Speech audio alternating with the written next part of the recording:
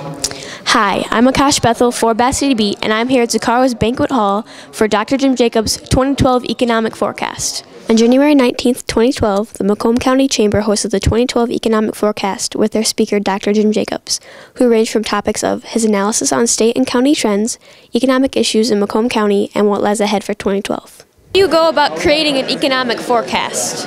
How do I go about it? I start by looking at the published data by the federal government and the state governments, etc. But I also do a lot of phone calls. I try to find out what's going on in the various businesses in Macomb County. I talk to some of the people who are city officials, and I learn, by actually going out and talking with people. And finally, you wind up looking at certain kinds of things that are important, like automobile sales, like unemployment rates, etc.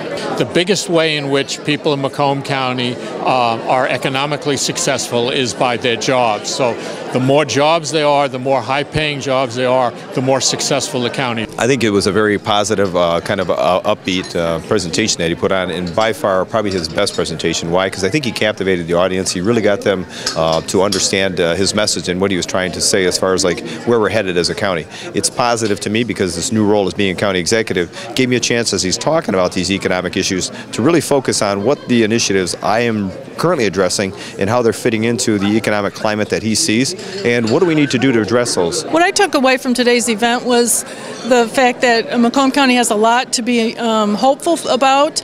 It was good to hear him talk about the increase in population, the housing market is sort of stabilized, and also the fact that there's continued job growth in this area. I think those are the things that people that live here or who are looking for a place to live and work can be encouraged and know that they can come to Macomb County and find opportunities. Macomb County going forward sounds like it's going to be bright once again, and when you talk about the defense, in particular the automotives again, which is certainly a big deal. And as a man that's been here a long time, automotive has always been a big part of what I've known as the economy, and so I'm optimistic. What are some of the big issues coming out of Lansing that you see are making a big impact on Macomb County? Well, I think the biggest issue out of Lansing is that the impact of the tax changes has meant that less money is coming into the county from Lansing, and the various city offices and educational institutions are having less